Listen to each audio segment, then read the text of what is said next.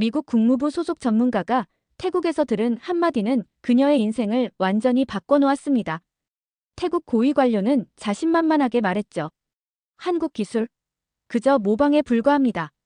하지만 며칠 후 벌어진 방위산업시연회에서 목격한 것은 충격 그 자체였는데요.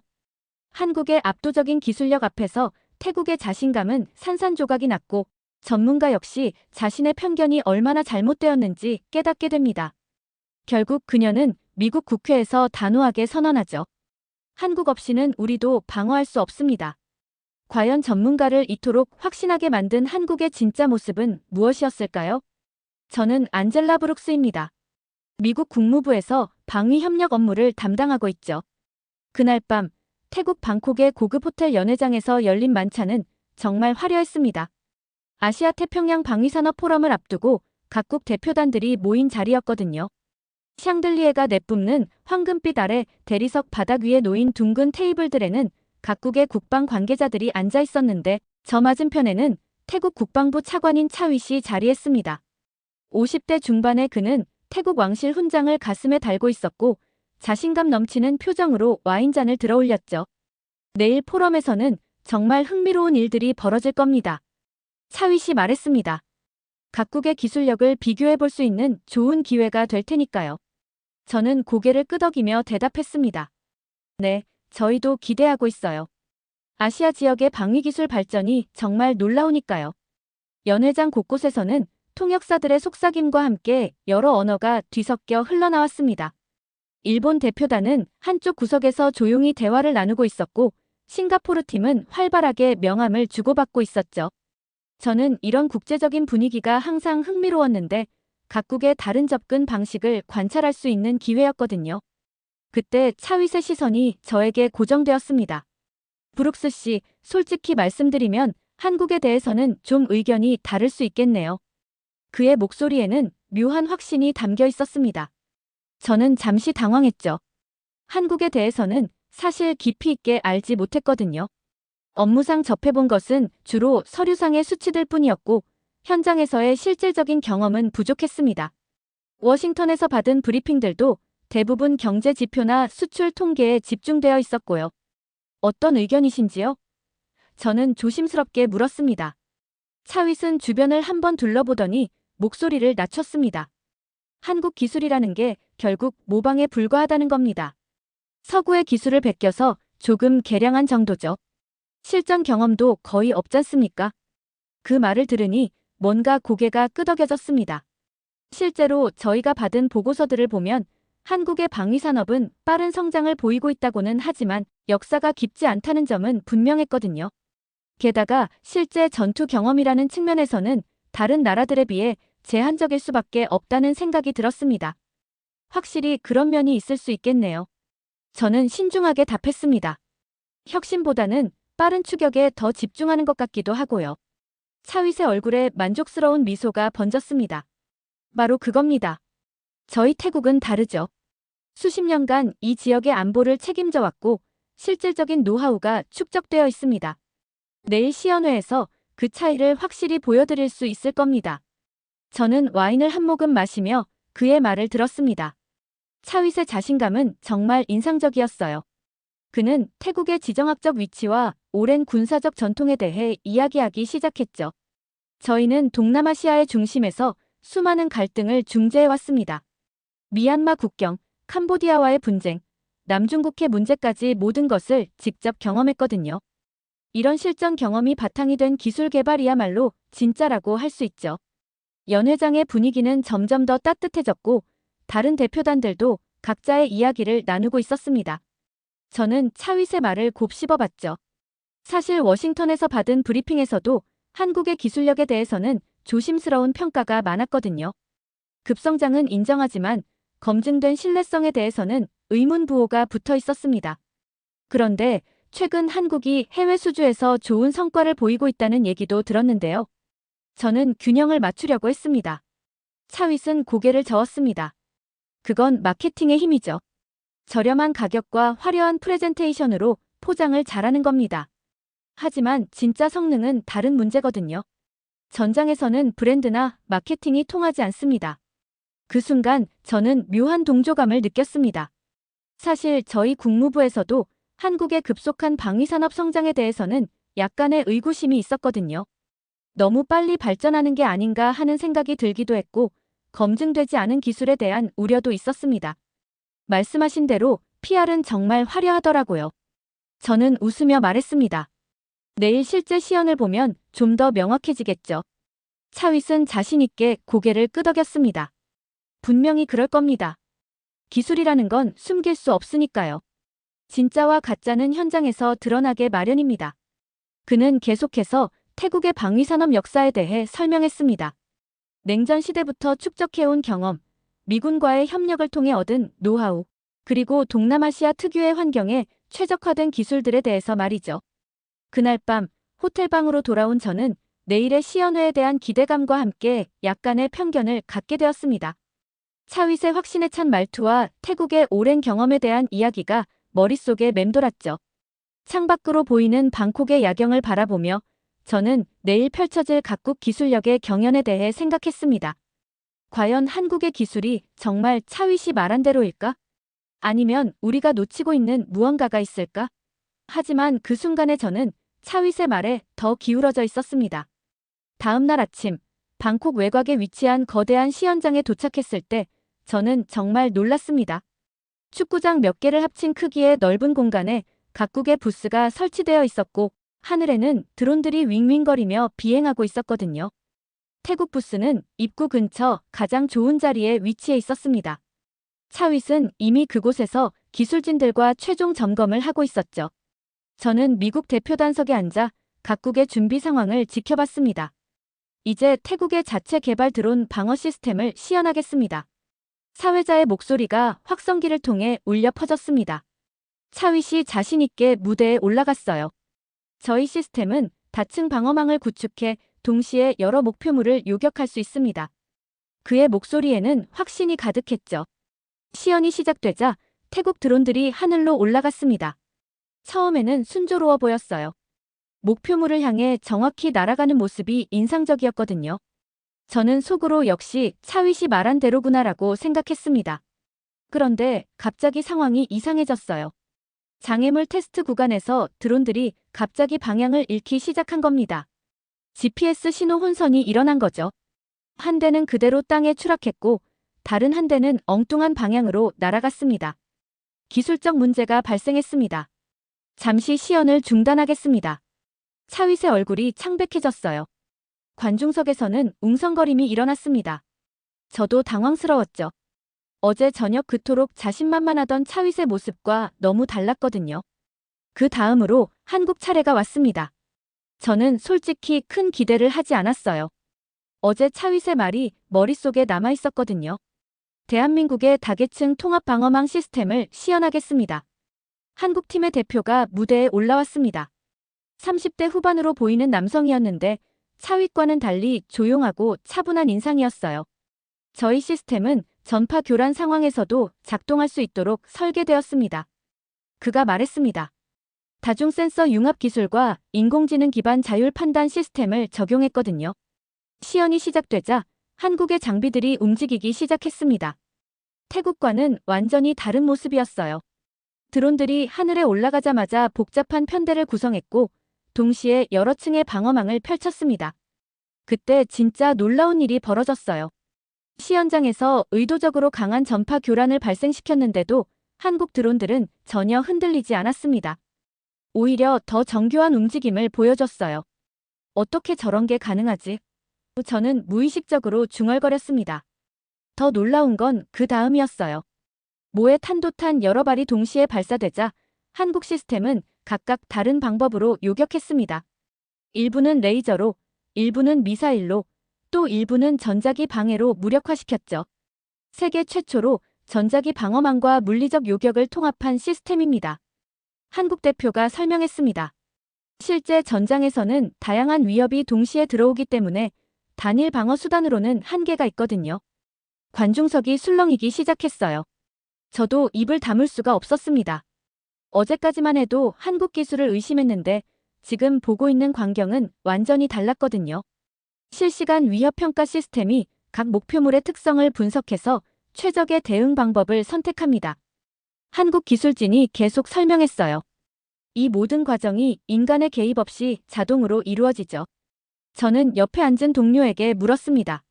저게 정말 가능한 건가요? 글쎄요. 저도 처음 보는 기술이네요. 동료도 당황한 표정이었습니다.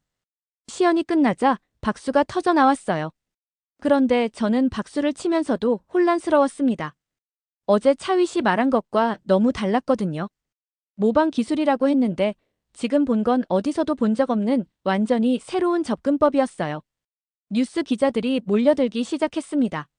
한국, 세계 최초 전자기 방어망 통합 기술 현장 공개라는 속보가 실시간으로 나가고 있었어요. 저는 자리에서 일어나 한국 부스 쪽으로 걸어갔습니다. 뭔가 직접 확인해 보고 싶었거든요. 차윗의 말이 틀렸을 수도 있다는 생각이 들기 시작했어요. 한국 부스는 시연이 끝난 후에도 여전히 사람들로 붐비고 있었습니다. 저는 조심스럽게 접근해서 전시된 장비들을 살펴봤어요. 생각보다 복잡하지 않아 보였는데 그게 더 신기했습니다. 궁금한 점이 있으시면 언제든지 물어보세요. 뒤에서 누군가 말을 걸었어요.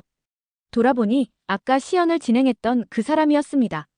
명찰을 보니 이도현 박사라고 되어 있었어요. 아, 안녕하세요. 미국 국무부에서 온 안젤라 브룩스입니다. 저는 명함을 건네며 인사했습니다. 아, 브룩스 씨. 반갑습니다. 도현 박사가 웃으며 명함을 받았어요. 시연은 어떻게 보셨나요? 솔직히 말하면 예상과 달랐습니다. 저는 정직하게 답했어요. 어제까지만 해도 한국 기술에 대해 다른 생각을 갖고 있었거든요. 도현 박사의 표정이 조금 굳어졌어요.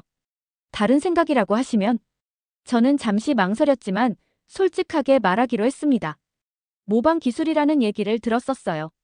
실전 경험도 부족하다고 하더라고요. 도현 박사는 고개를 끄덕였습니다. 그런 얘기 많이 듣습니다. 이해해요.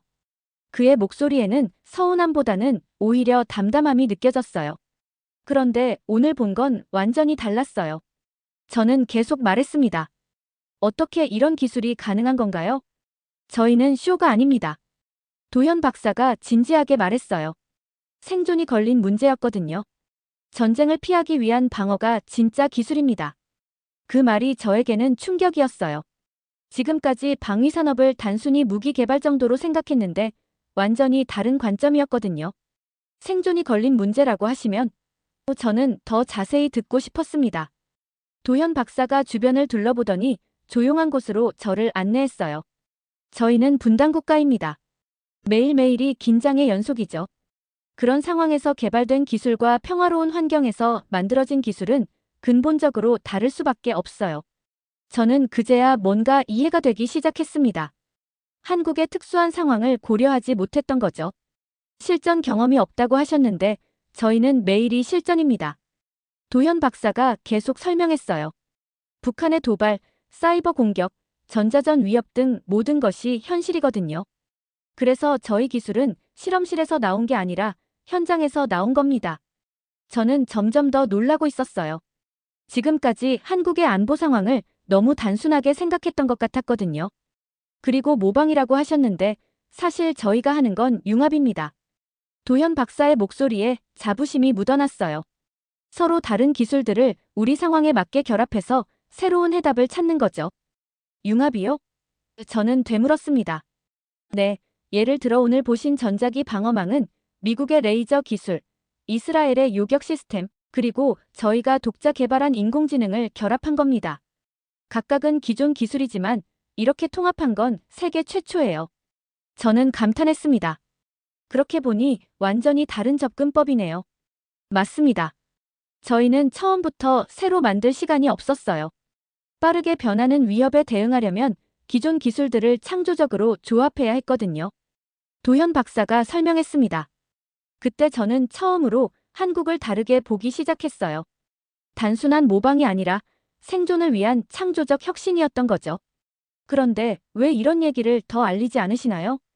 저는 궁금했습니다. 도현 박사가 쓸쓸하게 웃었어요. 저희가 아무리 설명해도 믿지 않는 사람들이 많아요. 역사가 짧다, 경험이 부족하다. 그런 선입견이 워낙 강하거든요. 저는 부끄러워졌습니다. 바로 제가 그런 선입견을 갖고 있었던 거잖아요. 사실 저도 그랬어요. 저는 솔직하게 인정했습니다. 죄송해요. 괜찮습니다. 오늘 보신 것만으로도 충분해요. 도현 박사가 이해한다는 듯이 말했어요. 중요한 건 진실을 아는 거니까요. 저는 고개를 끄덕였습니다. 정말로 많은 것이 바뀌고 있었어요. 어제까지의 생각들이 하나씩 무너지고 있었거든요.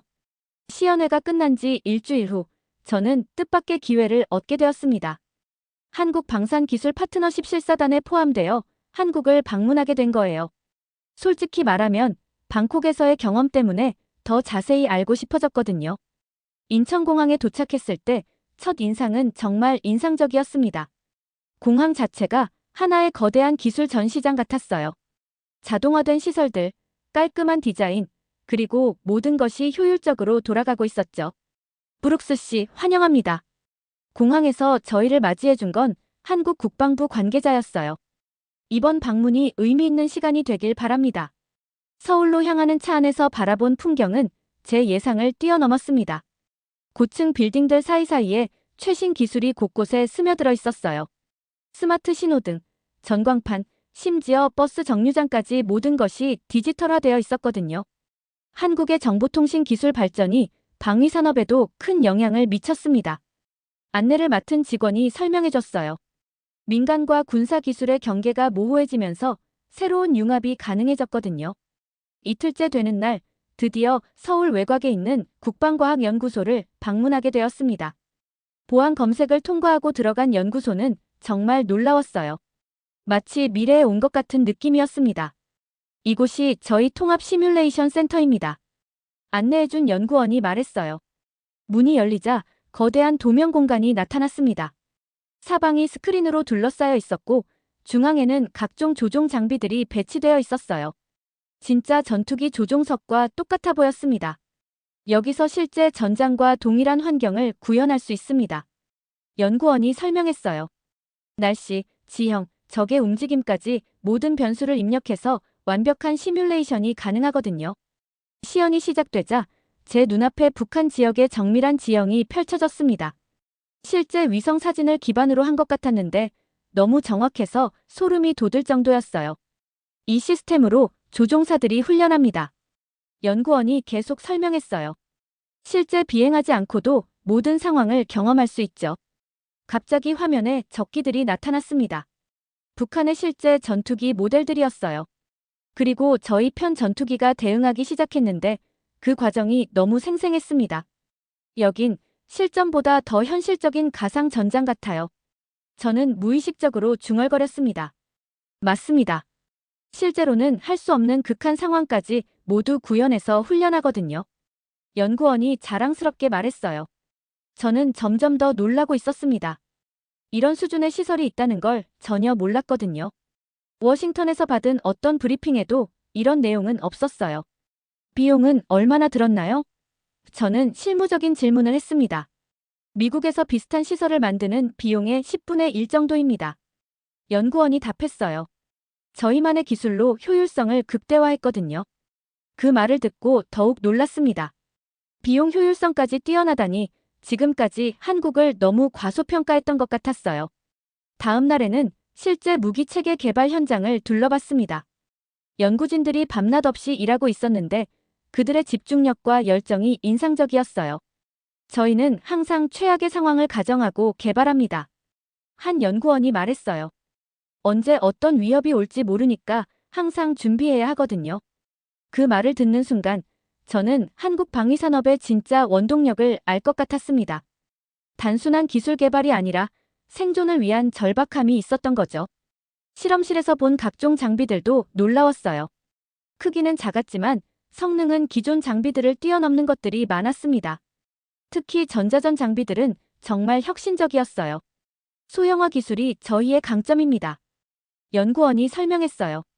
같은 성능이라면 더 작고 더 가볍게 만드는 게 저희 목표거든요. 저는 고개를 끄덕였습니다. 한국의 지리적 특성상 소형화가 중요할 수밖에 없다는 걸 이해했거든요. 하루 종일 둘러본 후 저는 완전히 다른 생각을 갖게 되었습니다.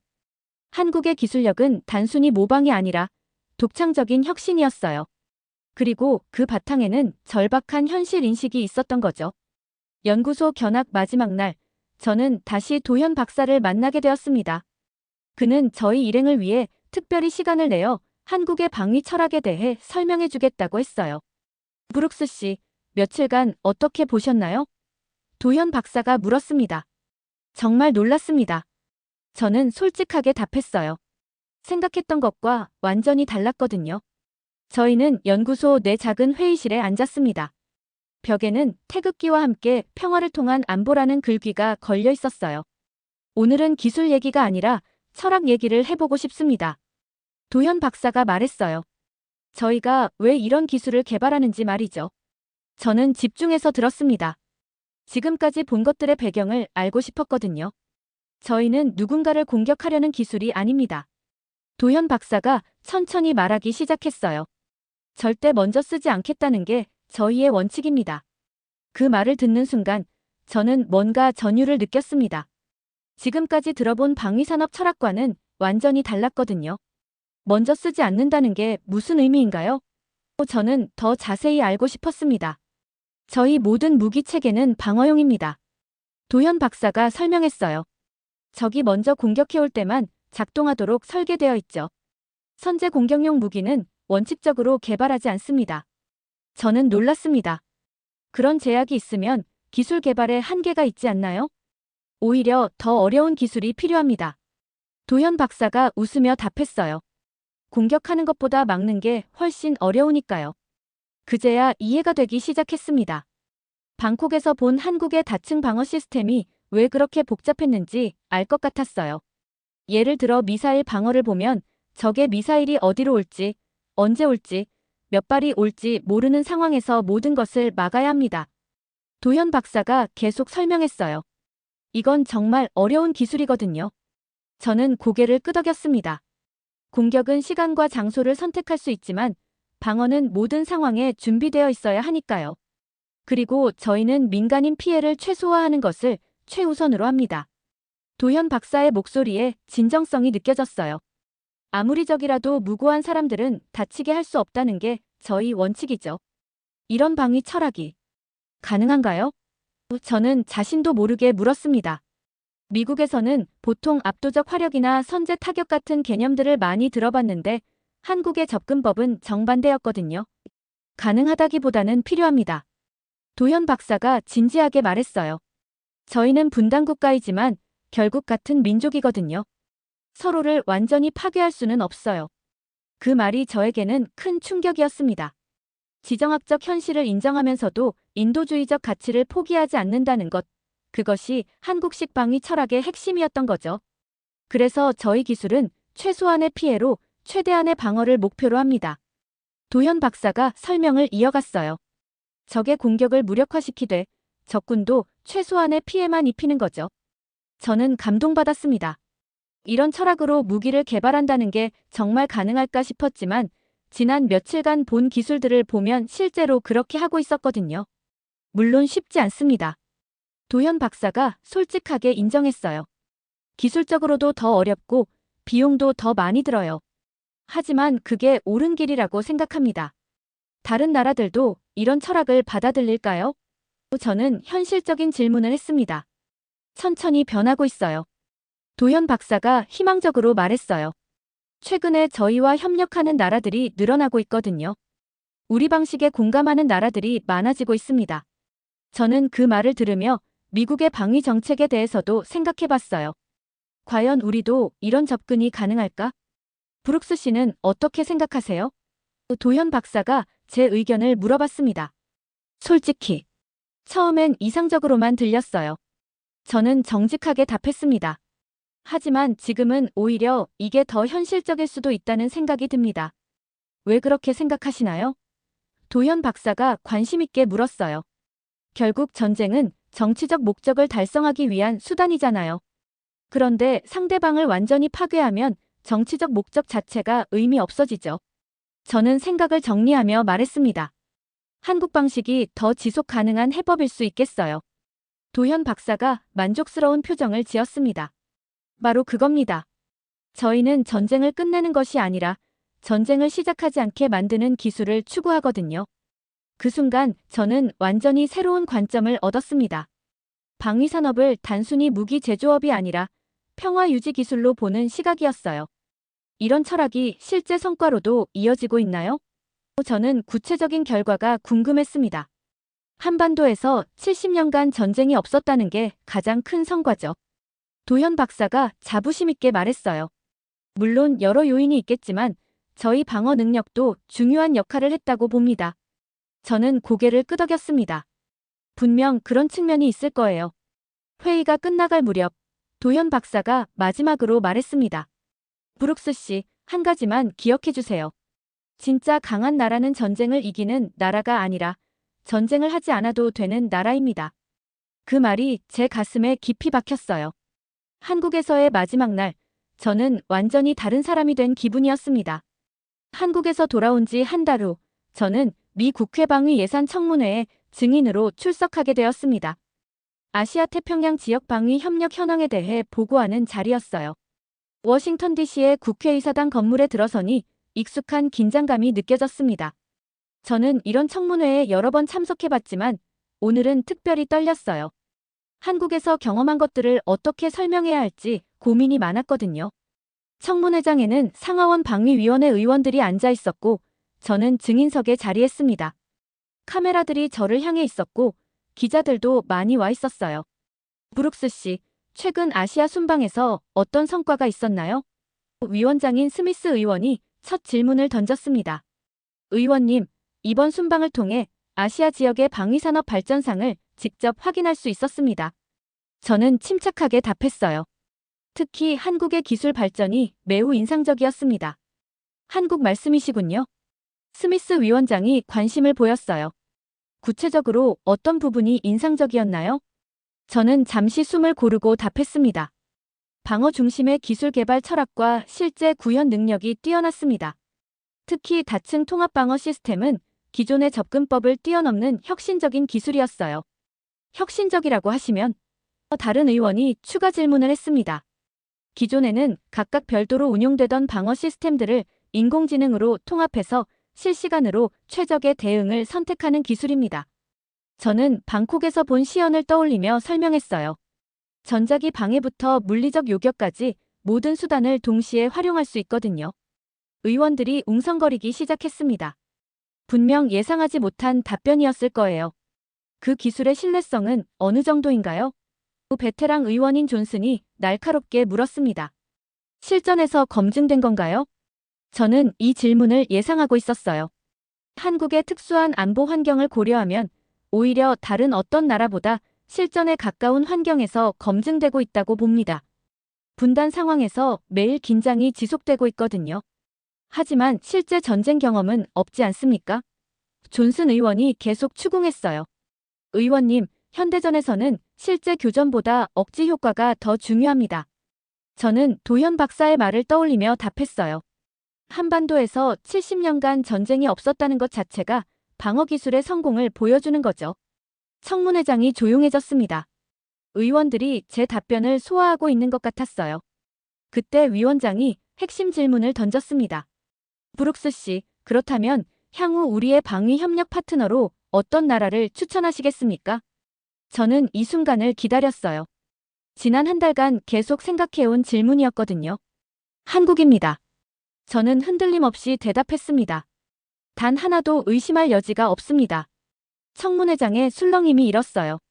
기자들이 바쁘게 메모하고 있었고 의원들도 놀란 표정이었습니다. 그렇게 확신하시는 이유가 있나요? 스미스 위원장이 물었습니다. 3가지 이유가 있습니다. 저는 차분하게 설명하기 시작했어요. 첫째, 기술력입니다. 한국의 방위 기술은 이미 세계 최고 수준에 도달했습니다. 둘째, 철학입니다. 방어 중심의 개발 철학은 우리의 가치와 일치합니다. 셋째, 신뢰성입니다. 한국은 지난 70년간 자유민주주의 진영의 일원으로서 확고한 신뢰를 보여왔습니다. 의원들이 고개를 끄덕이는 모습이 보였어요. 구체적으로 어떤 분야에서 협력이 가능하다고 보시나요? 다른 의원이 실무적인 질문을 했습니다. 미사일 방어, 사이버 보안, 그리고 인공지능 기반 통합방어 시스템 분야에서 즉시 협력이 가능합니다. 저는 구체적으로 답했어요. 특히 북극과 태평양 지역 방어에서 한국 기술이 큰 도움이 될 거예요. 비용 효율성은 어떤가요? 예산에 민감한 의원이 물었습니다. 한국 기술의 가장 큰 장점 중 하나입니다. 저는 자신 있게 답했어요. 같은 성능의 시스템을 절반 비용으로 구축할 수 있어요. 게다가 유지보수 비용도 훨씬 저렴합니다. 청문회가 끝나갈 무렵 위원장이 마지막 질문을 했습니다. 브룩스 씨, 마지막으로 하고 싶은 말씀이 있나요? 저는 잠시 생각한 후 답했습니다. 의원님들, 저는 이번 경험을 통해 깨달았습니다. 진정한 안보는 더 강한 무기가 아니라 더 지혜로운 방어에서 나온다는 것을요. 한국과의 협력은 우리에게 새로운 가능성을 열어줄 것입니다. 한편 태국에서는 방위산업 포럼 이후 큰 변화가 일어나고 있었습니다. 차위 차관의 드론 시연 실패는 태국 언론의 집중 포화를 받았어요. 태국 방위기술의 민낯 드러나 차위 차관, 국제적 망신 한국기술력 과소평가한 대가 같은 제목의 기사들이 연일 쏟아졌습니다. 차윗은 그의 사무실에서 이런 기사들을 읽으며 깊은 후회에 빠져 있었어요. 창밖으로 보이는 방콕 시내는 여전히 분주했지만 그의 마음은 어두웠죠. 차관님, 국정감사에서 야당 의원들이 강하게 추궁할 예정입니다. 비서가 조심스럽게 보고했어요. 알겠네. 차윗이 무기력하게 답했습니다. 태국 국회에서 열린 국정감사는 예상대로 치열했습니다. 야당 의원들은 차윗의 책임을 강하게 물었어요. 차윗 차관, 당신은 포럼 전날 미국 대표단에게 한국 기술을 폄하하는 발언을 했다고 들었습니다. 야당 대표가 날카롭게 추궁했어요. 그런 의도는 아니었습니다. 차윗이 변명했지만 설득력이 없었어요. 의도가 아니라 결과가 문제입니다. 의원이 계속 몰아붙였어요. 당신의 잘못된 판단으로 태국이 국제적 망신을 당했습니다. 국정감사장 방청석에는 기자들과 시민들이 가득 차 있었어요. 생중계되는 상황에서 차윗의 체면은 말이 아니었습니다. 더 심각한 건 기회비용입니다. 다른 의원이 지적했어요. 한국과의 기술 협력 기회를 놓친 것 아닙니까? 차윗은 아무 말도 할 수 없었어요. 실제로 포럼 이후 한국 기업들이 태국과의 협력에 소극적이 되었거든요. 게다가 우리 기술에 대한 신뢰도도 떨어졌습니다. 여당 의원마저 비판에 동참했어요. 해외 수주에도 악영향을 미치고 있어요. 국정감사가 끝난 후 태국 언론들은 더욱 거센 비판을 쏟아냈습니다. 차윗 차관 사퇴해야 국익을 해친 무능한 관료, 왜 한국을 가볍게 봤나 같은 논평들이 신문 일면을 장식했어요. 소셜미디어에서도 비판 여론이 거셌습니다. 한국 기술 무시한 차윗 아웃 해시태그가 트렌드에 올랐고 젊은 세대들은 특히 분노했어요. 한국 드라마, K-팝 좋아하면서 기술은 무시하냐는 댓글이 수천 개의 좋아요를 받았습니다. 차윗의 정치적 입지는 급속히 악화되었어요. 여당 내에서도 그를 향한 시선이 차가워졌습니다. 차윗 동지, 이번 일은 너무 아쉽네. 당 간부가 냉정하게 말했어요. 당에 누가 되고 있어. 결국 차윗은 사퇴 압박을 견디지 못했습니다. 포럼에서 실패한 지 2달 만에 차관직에서 물러나게 되었어요. 국민 여러분께 송구합니다. 차윗이 사퇴 기자회견에서 고개를 숙였어요. 제 잘못된 판단으로 국익에 해를 끼쳤습니다. 하지만 이미 늦었어요. 태국의 방위산업 위상은 크게 손상되었고 국제적 신뢰도 떨어졌습니다. 포럼 이후 한국 기업들이 동남아시아 시장에서 급속히 영향력을 확대하는 것과 대조적이었어요. 태국이 놓친 기회들을 한국이 가져가고 있었죠. 결국 우리가 한국을 무시한 게 독이 되었네. 태국 방위산업계 관계자가 한숨 지었어요. 차윗은 정계를 떠나 학계로 돌아갔지만 그의 실수는 오랫동안 회자되었습니다. 태국 방위산업계에서는 차윗의 교훈이라는 말이 생겨날 정도였어요. 미국으로 돌아온 지 석 달이 지난 어느 저녁, 저는 도현 박사에게 이메일을 쓰고 있었습니다. 워싱턴의 제 아파트 서재에서 창밖으로 포토맥 강이 내려다 보이는 곳에서 말이죠. 키보드 앞에 앉아 한참을 고민했어요. 무엇부터 써야 할지, 어떤 말로 제 마음을 전달해야 할지 막막했거든요. 도현 박사님께 하고 시작한 후 저는 잠시 멈췄습니다. 지난 몇 달간의 일들이 주마등처럼 스쳐 지나갔어요. 방콕에서의 편견, 한국에서의 깨달음, 그리고 국회 청문회에서의 증언까지 모든 것이 하나의 여정이었다는 생각이 들었습니다. 안녕하세요, 도현 박사님. 안젤라 브룩스입니다. 저는 다시 타이핑을 시작했어요.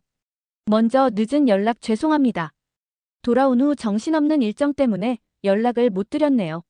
하지만 매일 박사님과 나눈 대화를 생각하고 있었습니다. 잠시 멈춰서 커피를 한 모금 마셨어요. 밖은 이미 어두워져 있었고 강변의 불빛들이 반짝이고 있었습니다.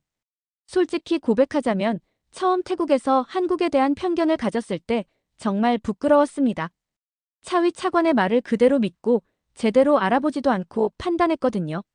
타이핑을 하면서 그때의 제 모습이 떠올랐어요. 얼마나 무지했고 오만했는지 새삼 깨달았습니다. 하지만 박사님을 만나고 한국의 기술을 직접 보면서 완전히 달라졌습니다. 당신의 말이 맞았습니다. 방어란 기술이 아니라 철학이었어요.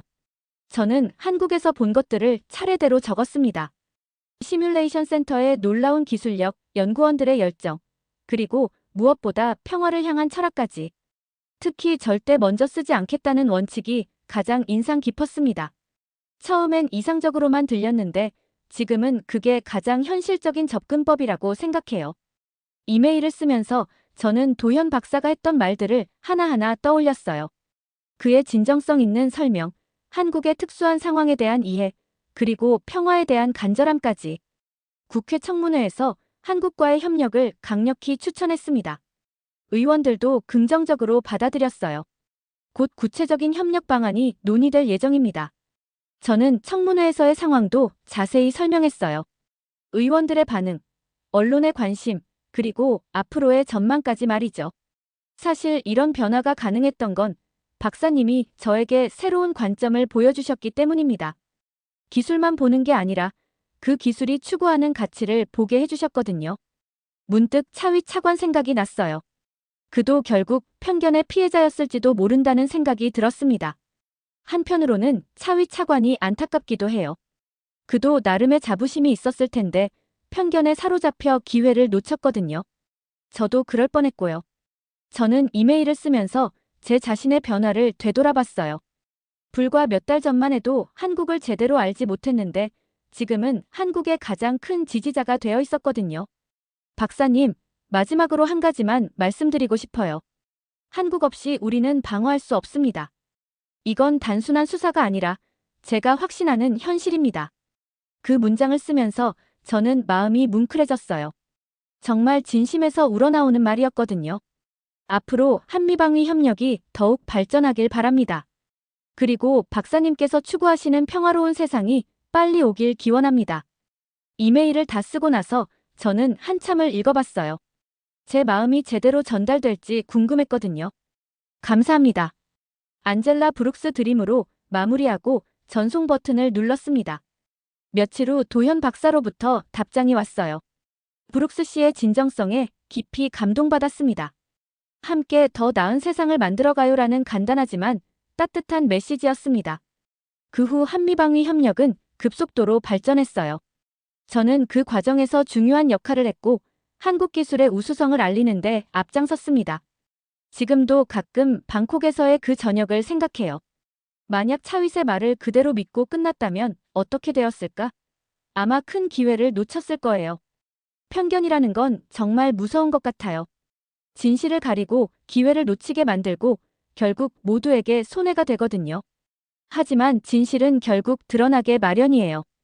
한국의 기술력과 철학은 이제 전 세계가 인정하고 있으니까요. 마지막으로 화면에 자막이 떠올랐습니다. 이 이야기는 실제 미국 청문회 실황을 바탕으로 재구성되었습니다. 저는 지금도 그때의 결정을 자랑스럽게 생각해요. 편견을 버리고 진실을 받아들인 것, 그리고 그 진실을 다른 사람들과 나눈 것 말이죠. 기술의 겸손함과 방어의 철학, 그것이 바로 한국이 세계에 보여준 가치였습니다. 그리고 저는 그 가치를 미국에 전달하는 메신저가 될 수 있어서 영광이었어요. 지금까지의 사연, 어떻게 들으셨나요? 재밌게 들으셨다면 댓글로 남겨주세요. 추첨을 통해 커피 쿠폰들 보내드립니다. 다음에 더 재밌는 사연으로 돌아올게요. 감사합니다.